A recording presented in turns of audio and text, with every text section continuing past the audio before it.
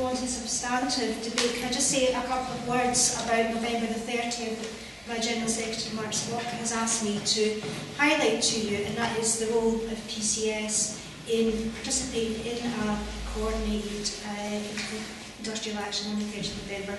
Our strike on the 30th of June was the best ever supported strike in the history of our union, and we stood alongside 750,000 education workers in Wales to campaign against the attacks on our pensions.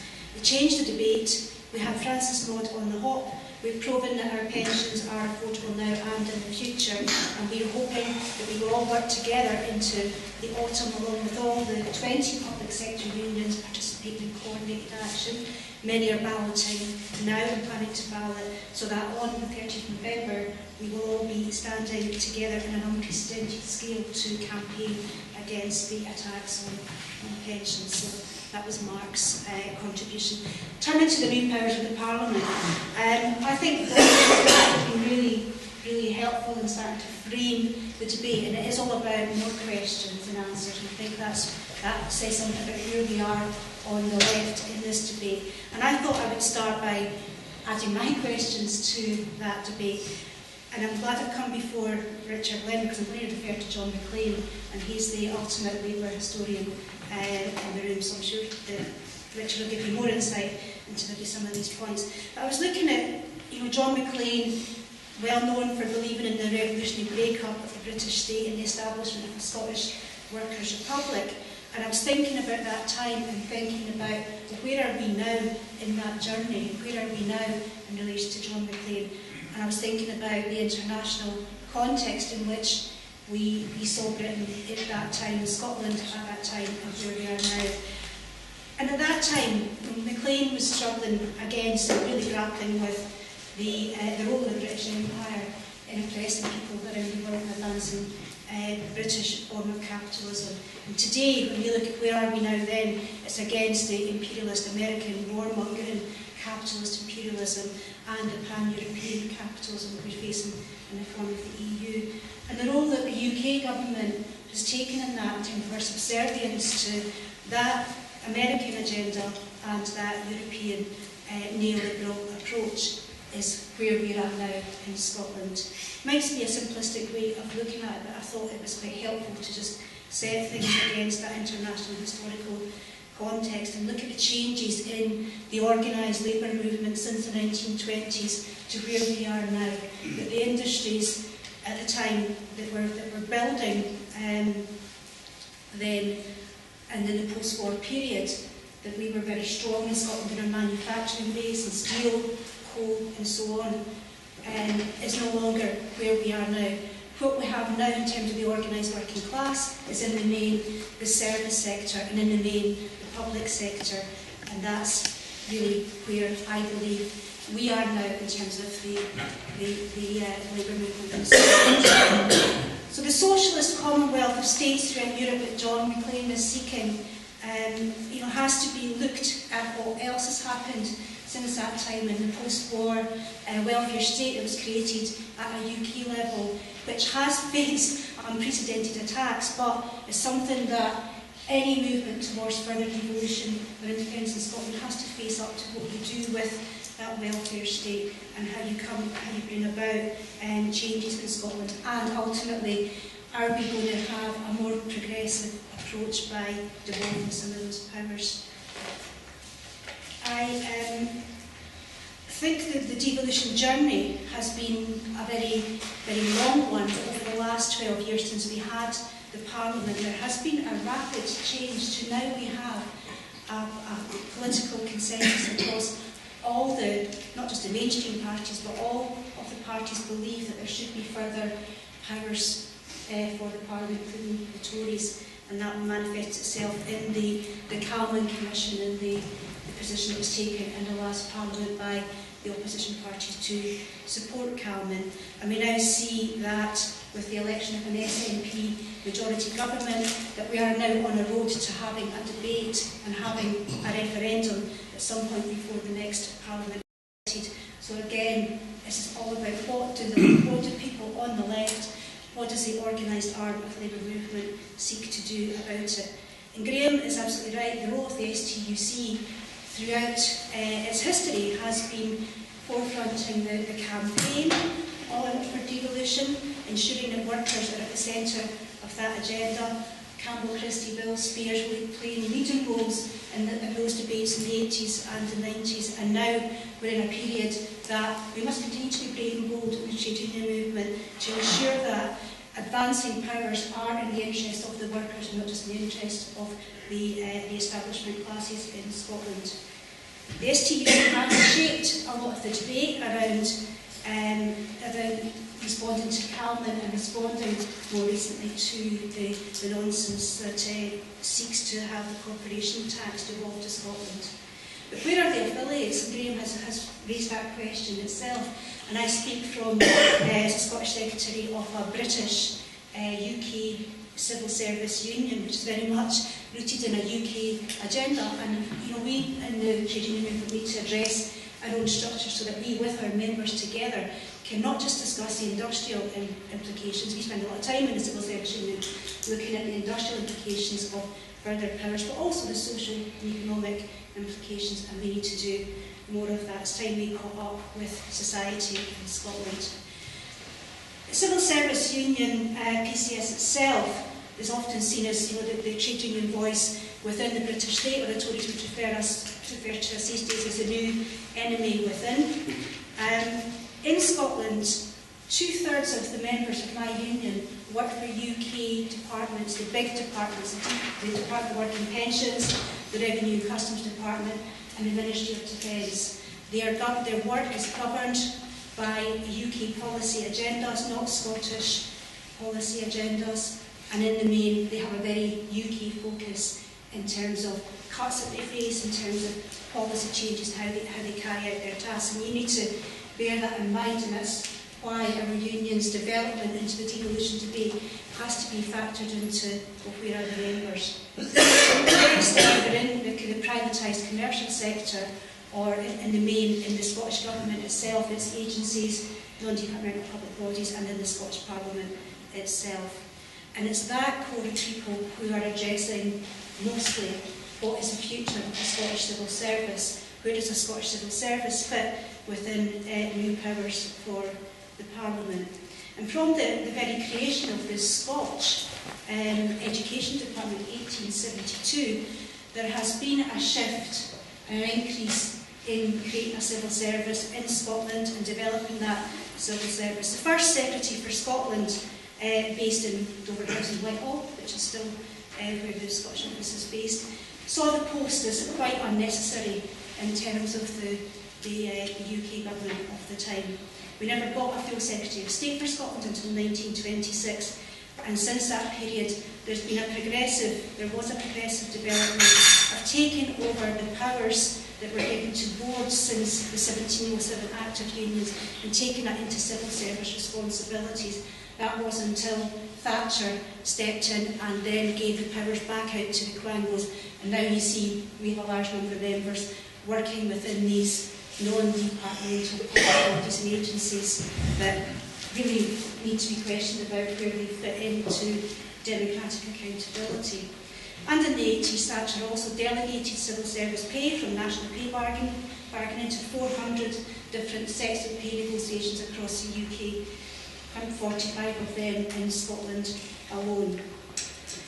Part of the Constitutional Convention, predecessor unions to PCS took a positive role in working within the Constitutional Convention, and the settlement for the civil service was there would be a reorganisation of the Scottish Office civil servants, and they would form the civil service that served the Scottish Government as it is now, but they would be retained as home civil servants, and that's where their status remains.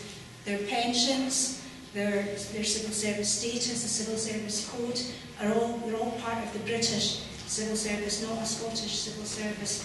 And any move towards independence would have industrial questions for those people about what's the future of their pensions, their jobs, their terms and conditions within a UK context, and something we are grappling with. But that said, my union does support further devolution of power. We agree with the STUC that you have to engage with with Calman. There are significant enhancements by some of the proposals in Calman. We have put to everyone from Alex Salmon downwards, if you create a civil service in Scotland, can you deliver the industrial caveats around our jobs, our pensions, our pay, our parity in other parts of the UK civil service? If you can maintain the level of jobs, if people can retain their pensions, if their rights to compensation or redundancy can be retained, and if they have the same access to transferability of jobs within other parts of civil service, then industrially we do not have a problem with independence. However, the question remains, what's the answer that's been given? It's always been noted and taken off for further consideration. In terms of the other parts of my union, the people that work in the revenue spend a lot of time looking at further powers of devolution, new tax powers, because in the main they see that as possibly a net gain for jobs in Scotland in the inland revenue. And there's very, very closely at the moment the inland revenue and customs is looking at how they will administer the Scottish income tax. And I can tell you now the net cost to the Scottish Government has been assessed at up to 45 million, and that will probably increase, but that's what they're looking at the moment. Questions that they're grappling with is, if there's a Scottish income tax and they administer it, what about compliance? How are we going to ensure we don't see the kind of tax avoidance and tax evasion that we've been tackling at the UK level, £120 billion a year walks out of the country and out of our coffers? People that work in the Department of Work and Pensions are looking at welfare reform. And there's some people advocating in Scotland just now that the positive move we could have if we devolved more welfare to Scotland. You're looking at this, the current welfare reform proposals are proposing £18 billion of cuts at a UK level in benefits and tax credits. £2 billion of that has been taken out of the hands of Scottish families who are vulnerable and dependent and being snatched from the poorest and most vulnerable in our society. We don't want a Scottish welfare system that supports that kind of welfare. We want to see something done entirely different. What about defence? What about the role of Trident? Can an independent Scotland really rid Trident of our waters? If so, what do we then do with the defence workers? We believe in alternatives to retain defence jobs in other parts of the system. That needs to be grappled, and I think that's a big issue for many people in Scotland. So we have always put this kind of no detriment test to Scottish ministers, to Scottish political parties about where are you on this, and it's not good enough. The pre-manifesto that the SNP put out in 2007 was advocating an independent Scotland. We've worked on far less civil servants than are currently working in Scotland today. Their 2008 manifesto advocated a Scottish civil service based on the Northern Ireland model. And what Northern Ireland is that there is a civil service in Northern Ireland. It carries out functions of the UK government. It administers benefits, for example, by contract to the UK government. We went and spoke to our sister union, NIPSA, about what does that mean in terms of the workers' pay, jobs, conditions of those people working in Northern Ireland civil service. It meant that their pay is lower than other parts of civil service. It meant their terms and conditions aren't as tight, and something we will not be looking at that Northern Ireland model for our civil service. Against the backdrop of the UK austerity measures and cuts, we are now seeing Westminster cuts being passed down through the Scottish Government, through the block grant. And what we are saying to Alex Salmon and John Swinney is that it's not acceptable just to implement UK cuts. It's not acceptable to say a big boy did it. There are alternatives that you can operate within your own fields. And one of the biggest attacks on my members was announced last month in Parliament. 1 month after members of staff in the Scottish Government were dealing with their first pay packet, pay freeze, he announced, when he stood up and he announced, the second year of our pay freeze will begin in August 2012 onwards. No different from the UK agenda, no different, and he announced 20% cuts across services in the Scottish Government. And are now looking at things like the potential of 20 ports closing around Scotland.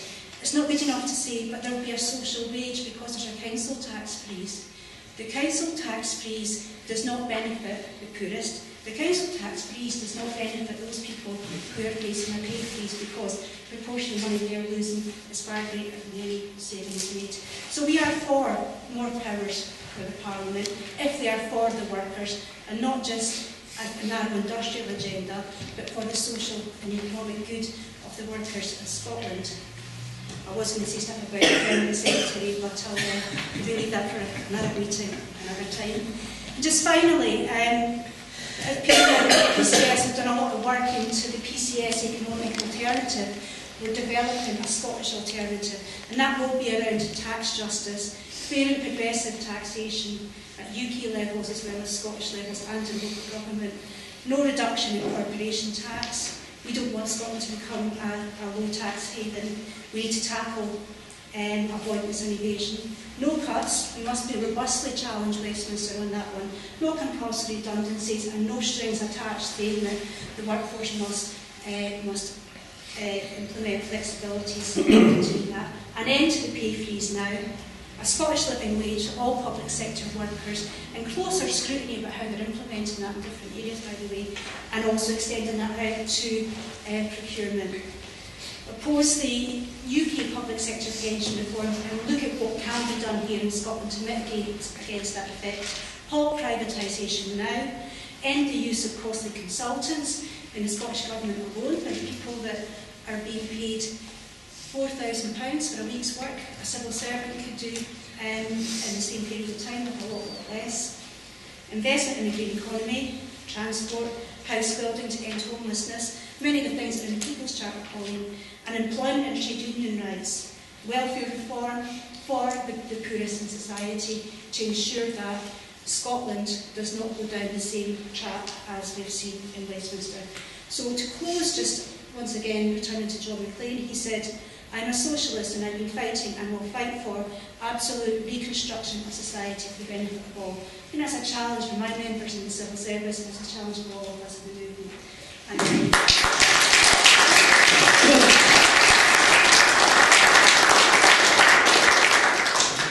Thanks, and that was an extremely useful resume of how a trade union strategy links to all the other demands we have in our society for social change.